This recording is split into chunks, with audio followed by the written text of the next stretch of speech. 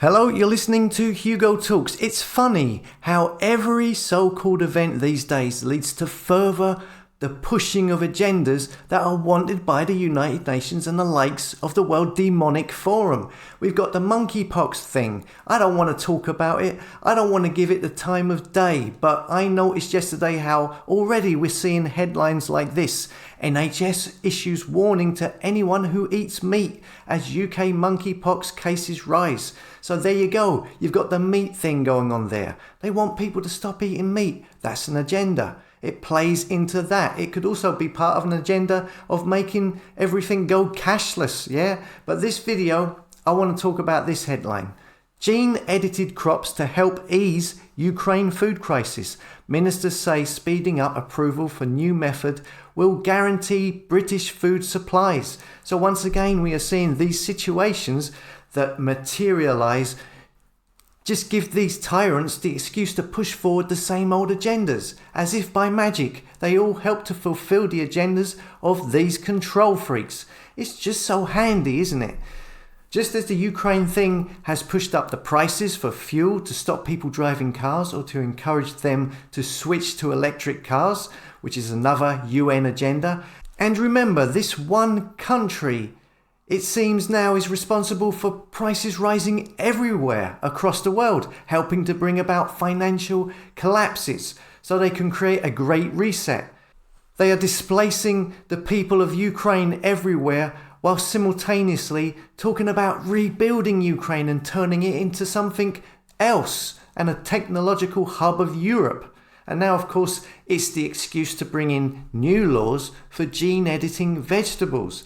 Gene-editing vegetables, crops, is also a World Economic Forum and Bill Gates priority, as you can see here. And of course, they don't just want to let nature take its course. Of course they wouldn't. They want to block out the sun, and they want to interfere with nature. They want to edit it. They want to play at God and mess with the food that grows out of the ground. I mean, it's been fine for thousands of years, but no, they want to change it now. It says here the production of gene-edited crops is to be accelerated to help guarantee British food supplies in the wake of the Ukraine thing. The government this week will introduce a bill letting farms grow more crops by planting variants that have been edited to be more resistant to disease or need less water or fertilizer. And all of this is happening now. And it's Ukraine that is being used as the excuse. And of course, it's so good for the climate too, of course. Yes. More agenda box ticking. Here we see in The Economist. Now, The Economist magazine is the Rothschilds magazine, okay? And they have a history of front covers telling you what they want to happen in the future. This is their latest magazine front cover. Some crops with skulls, yeah? In the online version today, they say this: gene-edited food is coming to Britain. A new law allows the cultivation and sale of gene-edited crops. Good, it says.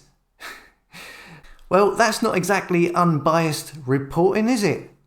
It says here, tweak and ye shall find. And of course, at the same time, we have other fake stream media outlets pushing stories like this. Gene-edited tomatoes could soon be sold in England. And then stories in The Guardian saying scientists create tomatoes genetically edited to bolster vitamin D levels, trying to say, oh, look, we've made tomatoes give you more vitamin D. Isn't it great? We're messing around with nature, but don't worry about it. You don't need to make tomatoes to give you more vitamin D. You can get more vitamin D naturally elsewhere if you want it. You don't have to bolster a tomato by editing its genetics. Of course, all of this is new. And you have scientists who opposed this. One here says the government is being too hasty in lifting restrictions for gene-edited crops. He says mistakes happen, other changes can get made.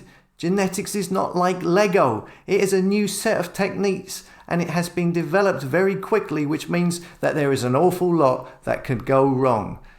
He says, it continues here, the process does involve putting genetic material in order to take it out, and there is deliberate oversimplification in the description of the process in order to make people feel comfortable about it.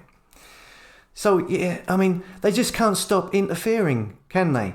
Interfering with nature, interfering with the natural order of things.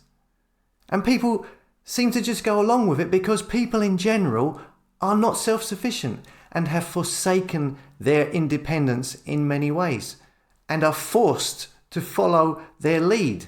So you know what the answer is to grow your own vegetables. Stop relying on the state. Stop relying on the network. Stop relying on the system. Grow your own vegetables, or find people, find communities that are growing their own vegetables so you can get your vegetables from them, from independent communities, and network together and become self-sufficient together. And that's why I set up that forum on the website on hugotalks.com so people could connect in their local communities.